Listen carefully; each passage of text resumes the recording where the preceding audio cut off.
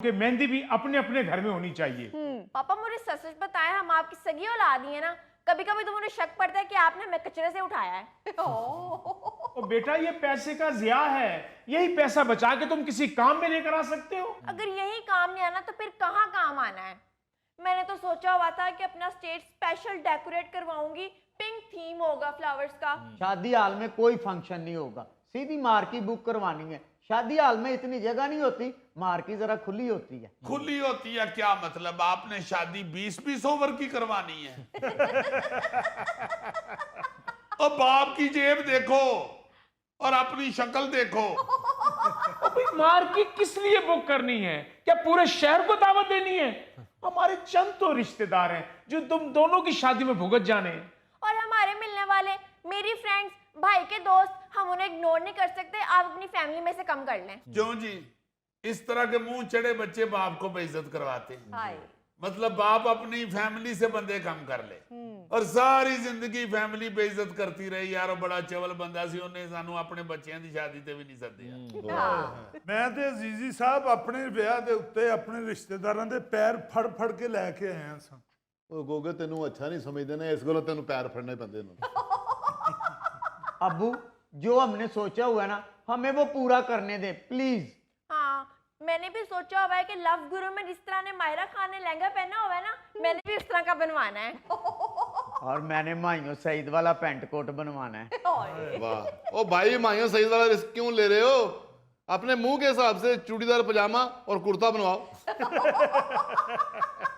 लो जी भाई जी, बच्ची ने मायरा खान वाला लहंगा बनवाना है, उसने माइयों सईद वाला पेंट कोट बनवाना है। तुसी फिर जवेद शेख वाला सूट सवा लवो और सवाना उसे साइज दई, ताकि अद्धी पेंट ताड़ी पैरों तो बाहर रुलदी रहे और पता लगे कि बच्चियां की वजह तो प्यो खज्जल हो गया। बच्चों की फरमाइशें हैं कि खत्म होने का नाम ही नहीं लेती। अब बाप को देख लीजिए कि उनकी सूरत हाल क्या है। उनकी जेब इजाजत नहीं देती, लेकिन बच्चे हैं कि वो फरमाइशों पे फरमाइशें करते चले जा रहे हैं। अली मुमताज साहब, इन फिल्मों ने, ड्रामों ने इन बच्चों के दिमाग खराब कर दिए। बिल्कुल। इनकी समझ में ये नहीं आता कि हकीकत में कुछ और होता है। इनकी फरमाइशें सुन सुनकर मेरी वो हालत हो गई है, आप यकीन कीजिएगा अली मुमताज साहब, कि मुझसे अपनी शक्ल शीशे में नहीं देखी जाती। मेरा ख्याल है शीशा ऊंचा लगा हुआ है कहीं। होता है अक्सर, इतना बंदा कहीं जाए ना तो शीशा ऊंचा पड़ता है। वाकई बच्चों को कतन इस बात का एहसास नहीं होता कि उनके वालिदैन उनकी फरमाइश, उनकी जिद को पूरा कर भी सकते हैं या नहीं। वाकई अली साहब, ये फिल्में दे दे के रिवाज बने। मुझे अच्छी तरह याद है, मेहंदी फिल्म थी जवेद शेख और संगीता की और अंजुमन की जी। उससे पहले मेहंदी का रिवाज था, लेकिन ऐसा नहीं था कि वो लड़की वाले की तरफ जाते हैं, वो लड़के वाले की तरफ जाते हैं। जी, चंद बुजुर्ग बैठकर अपने अपने घर वो बच्चों को मेहंदी लगा देते थे। उस मेहंदी फिल्म के बाद मेहंदी के फंक्शन पर शादी के फंक्शन से ज्यादा पैसे लगाते हैं। हाँ जी, बस ये फिल्मों में, ड्रामों में रवाज जो दिखाते हैं, आप देखें ना कि कई हमारी शादियों पे ऐसे रवाज हैं जो हिंदी फिल्मों में दिखाए गए, उसको अडॉप्ट करना शुरू हो गए। भाई बच्चों को ये समझ ही नहीं आ रही कि ये फिल्में हैं, इनको इनमें अट्रैक्शन पैदा करने के लिए ये चीजें की जा रही हैं। हाँ जी, बिल्कुल। हमने अपने आप को देखना है, अपने बजट को देखना है, अपनी रवायात को देखना है। जाने दो यार। हाँ जी, बिल्कुल। सर जी, आप क्यों उकसा रहे हैं मेरे अब्बू को? अब जो रिवाज पड़ गए हैं उनके मुताबिक ही करनी है ना शादी। रिवाज डालते भी बंदे ही हैं और खत्म भी बंदे ही करते हैं। ये बसंत का रिवाज पड़ा था ना, किस तरह लोग बाहर के मुल्कों से टिकटा खर्च के आगे इधर बसंत मनाते हैं। हाँ जी, बिल्कुल। दूसरे मुल्कों से आते थे बसंत मनाने। अब पाबंदी लग गई है बसंत पे, तो क्या कोई फोन आया आपको कि बाहर को बंदा बेहोश हो गया है, बसंत पे नहीं जा सका इसलिए उसको गश पड़ गया है? वो खत्म हो गया, रिवाज खत्म हो गया, पाबंदी लग गई, पाबंदी लग गई। बिल्कुल। अपने अब्बा जी की जो जेब है ना, उसको पहले देखो। बिल्कुल। इतने तो वो बेचारे ऊंचे भी नहीं है कि आप जेब में ना देख सके। मैंने तो इसे यहां तक कह दिया कि बेटा ये कवाली नाइट रहने दो, मैं तुम्हें मोटरसाइकिल ले देता हूं। जब लेके देनी थी मोटरसाइकिल तब तो लेके नहीं दी, अब शादी है तो क्वाली नाइट ही होगी।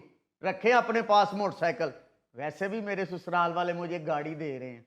लो जी, अब समझ आई है जी हाँ पाजी ने बच्चा किधरे अमीर जगह ते मांग ले अपने स्टेटस में रहे ना जी तो फिर इस तरह की जिदें नहीं करते हाँ बच्चे जी बिल्कुल। बच्चों को जब पता चलता है ना जी कि लड़की वाले ये कर रहे हैं तो लड़के वाले सोचते हैं हम उससे डबल करें, बिल्कुल। या लड़की को पता चलता है कि लड़के वाले ये कर रहे हैं, लड़की कहती है हम क्यों पीछे रहे। हाँ जी, लड़की को आता है और मैं तो सिर्फ उसका ही कह रही हूँ। ओ बेटा अपने अब्बू की जेब भी देखो ना, तुम ब्राइडल शावर का कह रही हो, अब्बू तुम्हारा 50 रुपए दे के हमाम पे नहा के आते हैं।